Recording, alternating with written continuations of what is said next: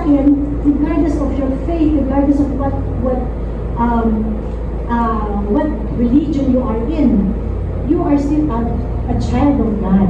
So yun, mabalik ako doon na, hindi sinabi sa akin ng teacher ko, anak ka ng Diyos.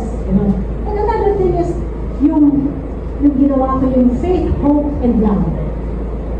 That's the three virtues, virtues yan. Nalaman ko rin naalala ko ng elementary ako sa catechism. So I always go back to it. So whenever I write songs, it deepens my faith because nare-remind ako, ano ba yung natutunan ko, ano ba yung mga pinagdaanan ko. Napagdaanan ko nung pandemya, di ba? Na nagtiwala tayo, na hindi tayo papabayaan ng Diyos, di ba? Nagkaroon tayo ng faith, kaya tayo nagkaroon ng hope. And through that hope, na nabuhay tayo, nakaligtas tayo, mga natin, nakaligtas sila, di ba? Natuto tayo magkaroon ng pagmamahal, which is faith, hope, and love. Di ba? Tumulong tayo. Hindi ba wala nang tayo ginawa ng, kung di ba, kanta tayo, kasi kailangan natin mag-fundraising, di ba? Kasi para talagang tumulong tayo sa mga, sa mga COVID patients, sa mga nurses, sa mga hospitals, sa mga caregivers. Yun, ang dami. I think the whole time na COVID, wala kami ginawa kung mag-fundraising. So there's love, there's charity, di ba? So it would really deepen your faith. So pagka nagsusulat ako ng kanta, the first person, I pray to is the Holy Spirit for me to be enlightened and for me to be guided. Kasi it's not just a song, it's a mission.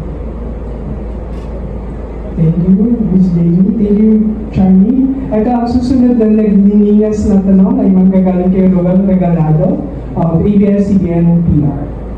Ms. Jamie, yung question ko po is, you are recording another song for the Jubilee celebration. Can you tell us more about it po?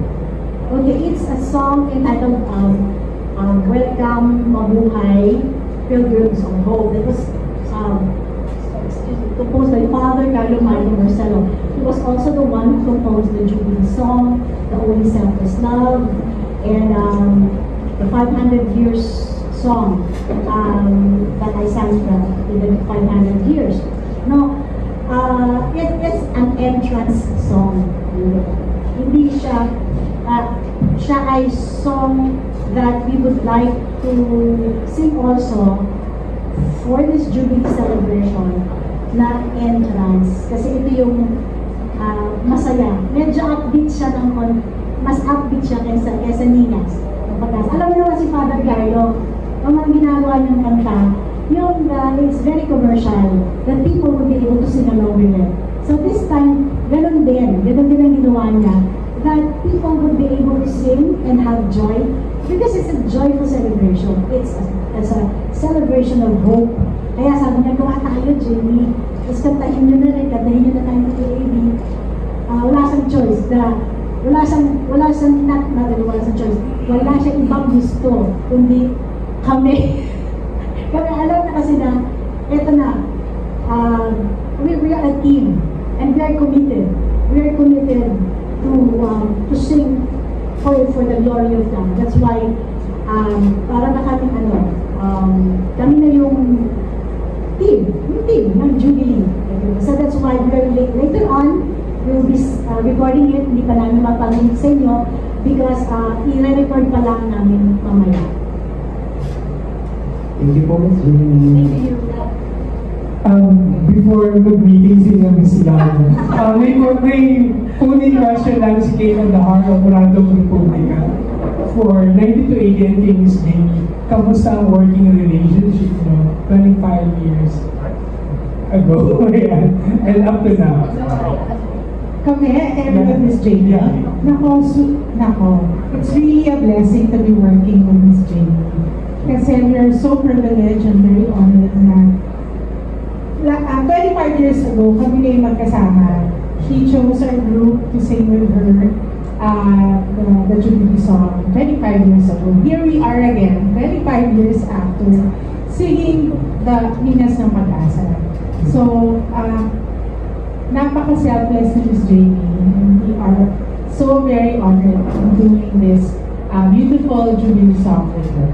So, thank you, Jamie, for all your support. Thank you, Jamie. Pagkakar ka ba kami? How about the other night?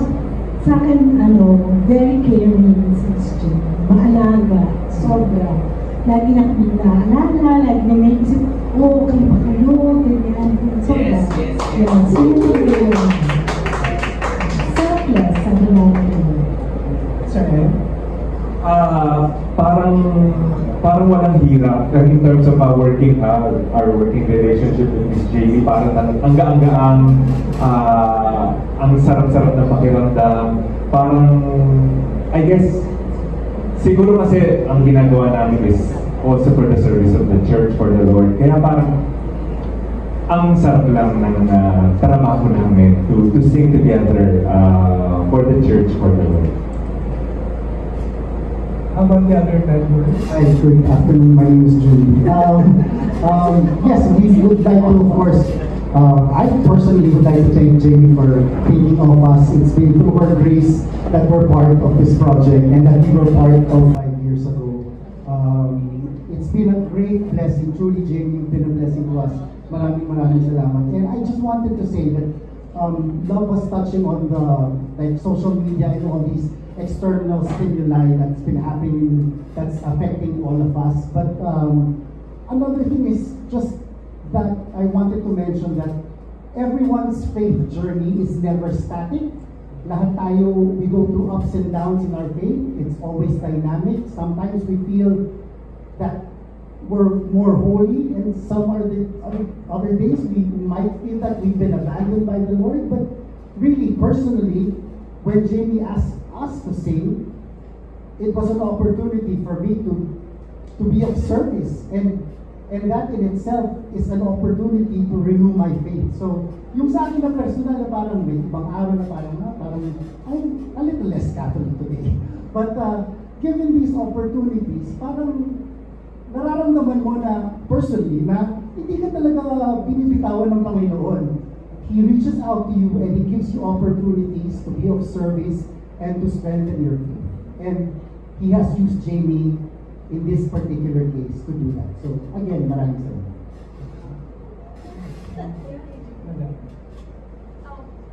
Siyempre, I would like to say thank you also to Miss Jamie. Bilang I'm the newest in the group, I wasn't part of the group that sang in 2000, but I feel like parang na-extend pa rin sa akin yung graciousness and yung relationship that you had with them originally. Walang pinagkaiba sa pakikitungo niyo po sa akin. And I thank you, and also thank you for this opportunity to be of service to the church. I don't have too many opportunities to sing for yung talaga, kasi kami parati gig so this is a very enlightening and enriching time in my music life na I'm part of this team. Thank you for that. Miss Jamie, your reaction? It's been a wonderful journey since 2020, since 2000 up until now, 2025. Walang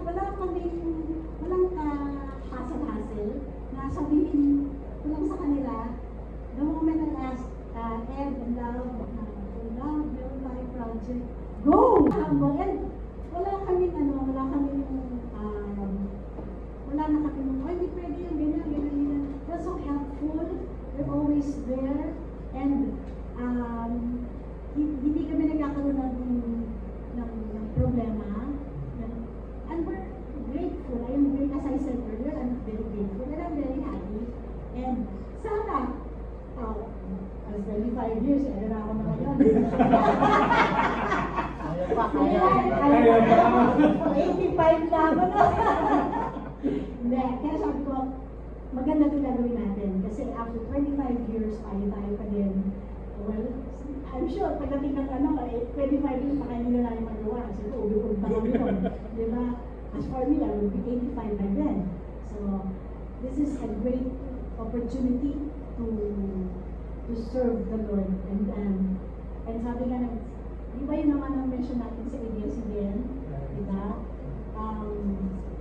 In the service of the Filipino people. Amen. Amen. We have a question from Carlos Aragon of Mega Kapamilya. Hello po, Ms. Jamie. Congratulations po. Ask ko lang po kasi parang hindi po na clarify or mas na-deep. For sure may deep meaning po yung pagsulat nyo ng Minas ng Pag-asa. Hindi lang siya in-translate nyo. For sure meron kayong inspiration or pinaka-deep meaning kung bakit nyo po nagawa yung Minas ng Pag-asa. Ang pinaka-inspiration ko dyan, yung hope.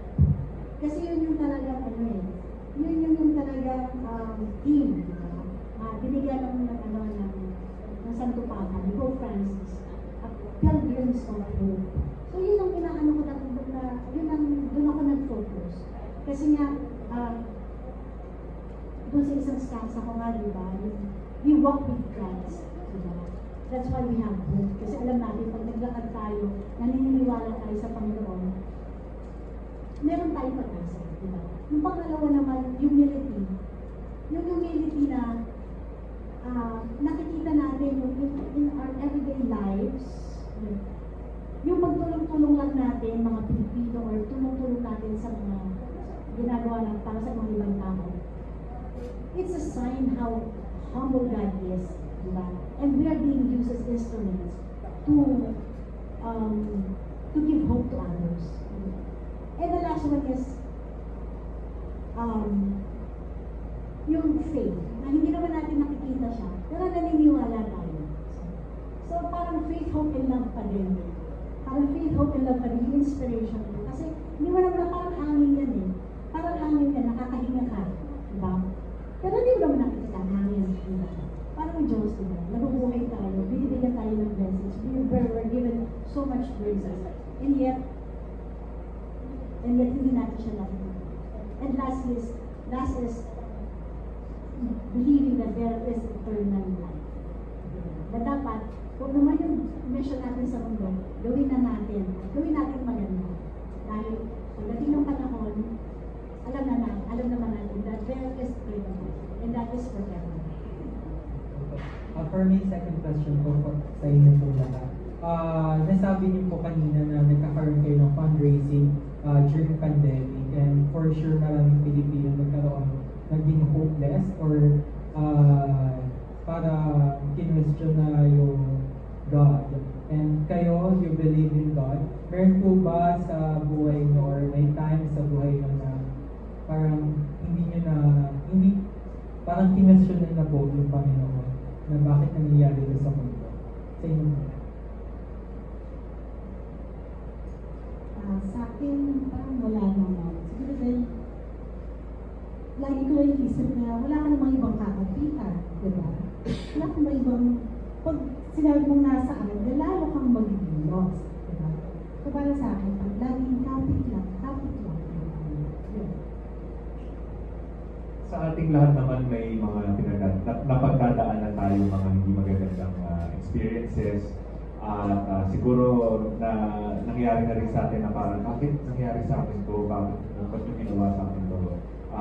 Nangyari rin naman sa akin yun, pero I never doubted or parang sinisi ko yung Diyos kung bakit nangyari sa akin yun. Kasi alam ko may reason naman lahat, at sa lahat ng mga pagsubok na dumadaan, merong ibibigay ang Diyos sa iyo na magandang kapalit nun. Parang magandang, may magandang experience at matututunan doon. So, I guess that's also the message of hope, na parang sa kahit na, sa mga hindi magaganda nangyayari sa atin, there's hope. Just keep that hope burning na nandiyan ang Diyos para sa atin.